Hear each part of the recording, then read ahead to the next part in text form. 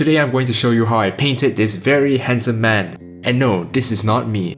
My process is pretty simple and it is very similar to most portrait painting videos on YouTube. I started off with a very rough line art, and as you can see, the proportions and facial features were very off, and I used the liquify tool a lot to get the facial features in place and as accurate as possible.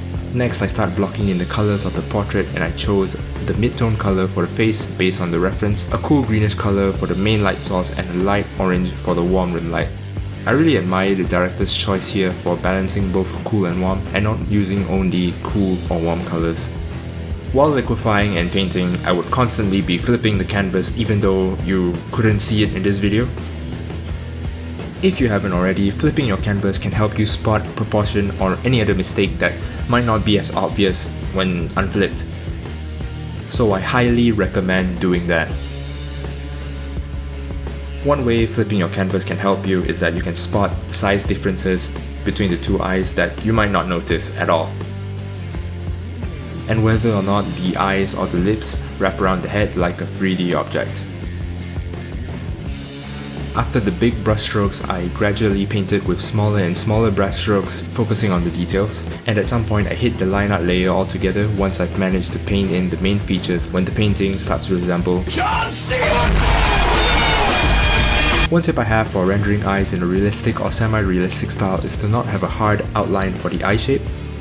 If you take note from photos and paintings of eyes, the top part of the eye has a dark edge and there's a highlight at the bottom part of the eye. Another thing that I feel makes the eye more lifelike is the highlight on the iris itself, and also giving the white part of the eyeball some shading since it is a spherical object that in reality is grey in color. The same goes for the other parts of the face, like the nose and the lips.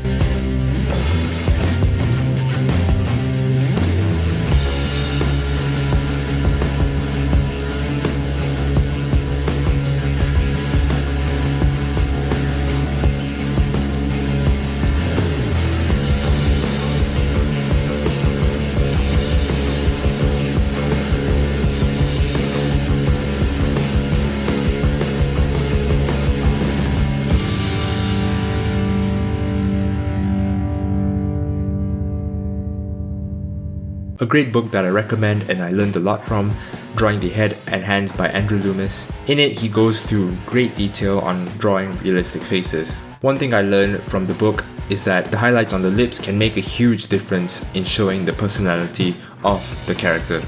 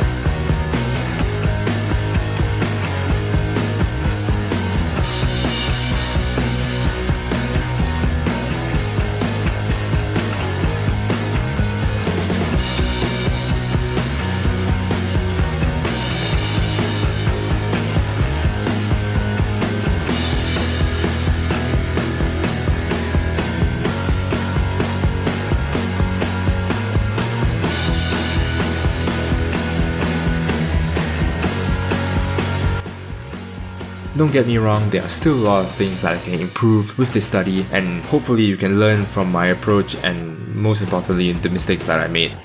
That's all, and have a nice day everybody. Ini video paling cringe, yang paling aneh, yang paling nggak masuk akal menurut gue. Gue mau lo lihat dulu videonya.